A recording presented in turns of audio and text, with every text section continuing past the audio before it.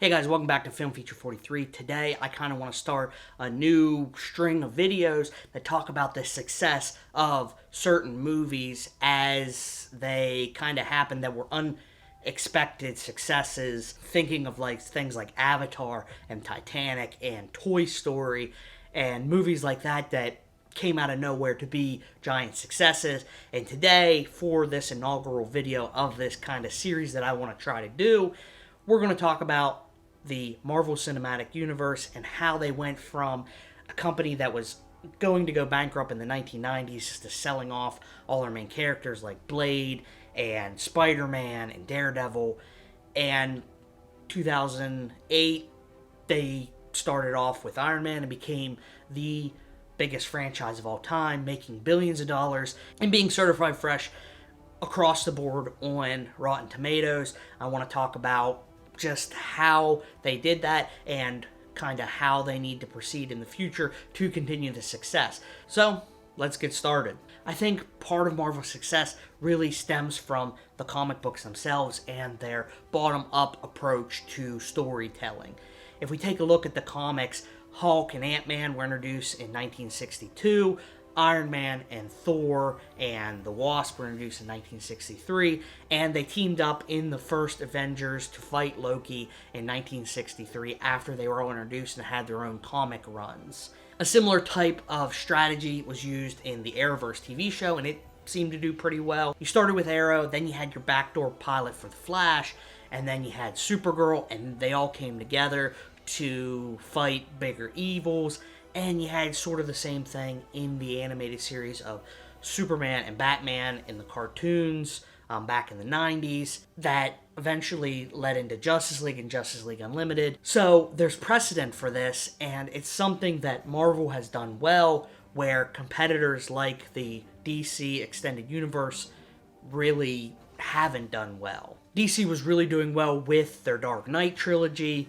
Where are they? And they really put themselves behind the eight ball focusing on that, and that's not a bad thing. The Dark Knight movies were great for the most part, but they wanted to copy Marvel's success, and they were already years behind by the time Man of Steel came out. Man of Steel comes out to mixed to poor reviews, and they think, oh crap, we have to get this ball rolling, so they roll out Batman vs. Superman. It's cherry. And then the Justice League, and you had a few successes in there with Wonder Woman and Aquaman and Shazam, which are films that I really liked, but you really had studio interference with the Justice League and with Batman vs. Superman, and that's one thing that I think Marvel, for the most part, tends to do well at, is letting their directors be their directors. If you think of the best MCU films like Iron Man, Guardians of the Galaxy, Thor Ragnarok, Black Panther, anything that the Russo brothers do, you can see that there is a taste of each of those directors in the films. You know that Taika Waititi directed Thor Ragnarok because of the style. You know James Gunn directed the Guardians of the Galaxy films. I am Well, that's just as fascinating as the first 89 times you told me that. Well, he don't know talking good like me and you. So his vocabularistics is limited to I and am and Groot. Because you can see that in his other films like The Suicide Squad. What do you got? bird. Now wait. Stay off the comm. Where the same style is kind of attributed, even ramped up more in The Suicide Squad, because he was given that freedom with an R rating that the MCU didn't give him.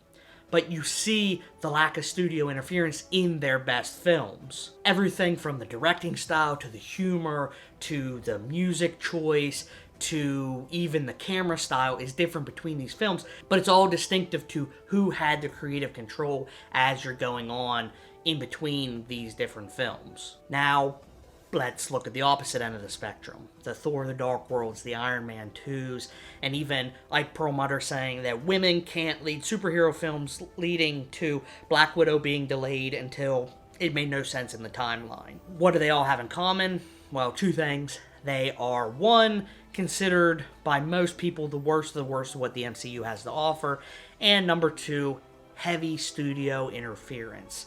I've watched a video on the movie The Chef that talks about Jon Favreau making that film because of his experience on Iron Man 2 and the studio interference on Iron Man 2 that really hurt him in the way that he hasn't directed a film in the MCU since. I mean, he's gone back to Disney for Jungle Book and stuff like that and was given more creative freedom in those films, but it was a really missed opportunity with Iron Man 2 where they kind of held him to studio standards that maybe he shouldn't have been held to. Well, be an artist on your own time. It's my restaurant. The kitchen is my domain. That was our deal. The deal is now changed. Either you stay or you go. And we don't just see this in the MCU. We see this in the Sony Spider-Man films and the Fox X-Men films and Spider-Man 3 where Sam Raimi was kind of hogtied, in the James Bond films, in the Dark Universe. We see this all the time. Studio interference is the boogeyman of Hollywood, and probably for good reason. I mean, if you talk about the worst films that you see, or films that have high hopes that end up being undercut by studio interference, take the Justice League, where fans demanded the Snyder Cut and even bombarded other Warner Brothers films until they agreed to release it. The Snyder Cut was objectively better, but that doesn't happen all the time, but it seems to be the rule instead of the exception. With studio interference, you seem to back yourself in a corner more often than not, specifically talking about films where you have to use time travel to get yourself out of the jam that you put yourself in, and you end up screwing up your movies that came before. I'm not talking about Endgame because that was more of a plot device that didn't really affect what we've seen come before. I'm looking at you Fox X-Men films. I really like Days of Future Past, but it just felt like a cop-out. The film itself didn't, but what they did after it really seemed like a cop-out, and I feel like that's something that Marvel's trying to avoid with their time travel introduction into their own universe. They're not trying to make it where, yep, we can just time travel and we'll go back and look at what the characters were like back in the 70s and 80s and 90s. And First Class was a fine film. The ones that came after, not so much. And that's because the studio backed themselves into a corner with their studio interference. I think one of Marvel's biggest strengths is not feeling stale. And how do they do that when it seems like a lot of their standalone films is their hero, but a dark version of their hero, or a big skybeam with a faceless army?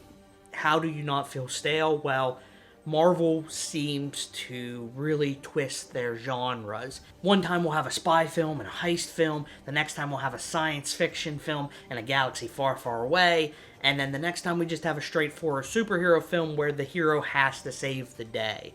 And then we have our team-up film. Marvel seems to switch genres all the time, and that goes with their selection of different directors, and when they don't get involved, letting the directors be who they are. This is a studio who took the director of Elf and the brother directors of Community episodes and the B horror film Slither and allowed them to take B-tier superheroes, or C-tier or even D-tier sometimes. A lot of people didn't know who Guardians of the Galaxy were before the film came out. And take those heroes that aren't the Spider-Mans and the Batmans and the Supermans and make them into a great film using washed up or unknown actors. I think the best thing about Marvel and the MCU can be summed up in 4 words. The Guardians of the... can be summed up in 5 words. The Guardians of the Galaxy. You take, like I said, a B-tier director from horror and the chubby guy from Parks and Rec and a talking tree and a talking raccoon that nobody's ever really heard of. You take a soundtrack from the 1970s to give it that nostalgia factor. You set it away from Iron Man and Thor and Captain America, and it still feels like an MCU film with a little bit of ties, but it stands alone on its own merit, and it works. All that kind of hodgepodge, it's kind of like a fruitcake where you just throw everything into it that you can and hope it tastes good. That's a bad analogy. Fruitcake tastes terrible, but it's like a recipe that different ingredients that shouldn't work go together and they just work. And that's what the MCU does well. There are 2 layers of the MCU. You have the creative freedom when it's allowed by the directors, and then you have that core team that goes from film to film to film. If you think of the Captain America films, or you think of the Guardians of the Galaxy films, most of their core crew and cast, 50% or more, come back from the last film, and that is contrary to how Hollywood works. A lot of the time, the cast and crew rotate in and out, and in the franchise, they don't really stay the same. Those core MCU films have a similar cast, with Kevin Feige being the head, and it all pyramiding down from there. So to ensure the quality of these films, I think there are a couple things that Marvel needs to do. And I hope they're taking notes, because clearly me being in this living room has a lot of authority on this, and I think it'd be important for them to do this in the future, and I really hope they do. So here are the things that I think they need to do in the future. One, if a film or a storyline doesn't work, don't keep pursuing it just because you want it to work. If your fans are telling you, a majority of your fans at least, are telling you, hey, we didn't like that film, maybe don't keep pursuing 2, 3, and 4 when 1 didn't work. And I'm hoping with the newer stuff that they're trying to come out with, like the Eternals, I don't have a strong attachment to the Eternals. If it does well, I'm happy for them. If it does poorly, I'm kind of indifferent. But at least they're taking risks with these new characters. That's another important thing, is always take risks on your directors, on your cast and crew. Hire the Tom Hiddlestons, hire the Tom Hollands, hire the Chris Pratts, the people that nobody's heard of before. Hire the Robert Downey Jr.'s that may be washed up and haven't been in film for a long time. But also keep that high pedigree of actor that you've been known to have, like your Anthony Hopkins and your Ben Kingsleys and your Cate Blanchetts and your Natalie Portmans. It's a good mixture to pull people in who like Anthony Hopkins and like Ben Kingsley, but you're also giving people who wouldn't normally get a chance to be in the films, and I think that that's important to their success, because you don't know who the next breakout star is going to be, and maybe by the time you get them, they're going to be a little bit too expensive for you to justify using them in your film. And one more thing that I think is important is every film can't be a Thanos blip Endgame level event. You have to have your Spider-Man Far From Homes or your Black Widow films. Even though Black Widow didn't do as well as you might hope, those smaller films kind of bring it back down to earth and make us care about the characters. You can't keep on doing all the big events every single time. There has to be consequences, but at the same time, you want to see the little guys succeed, like the Spider-Man. And I think Spider-Man No Way Home is the next film that I'm most excited for.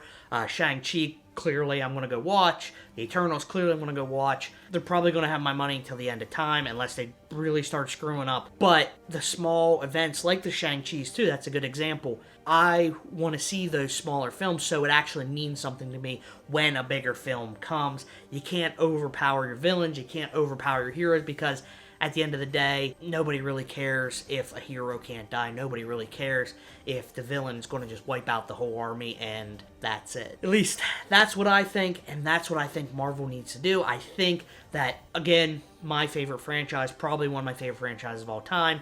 They're doing a great job. Far be it from me to criticize them in any way, but that's what I think they need to do in the future. And let me know what other films you want me to talk about. Let me know if you think I'm right about Marvel. If I'm wrong, let me know. I'm always trying to get better, and you guys are helping me get better as we go on. So, thank you for watching, and I will see you in the next one. Thanks.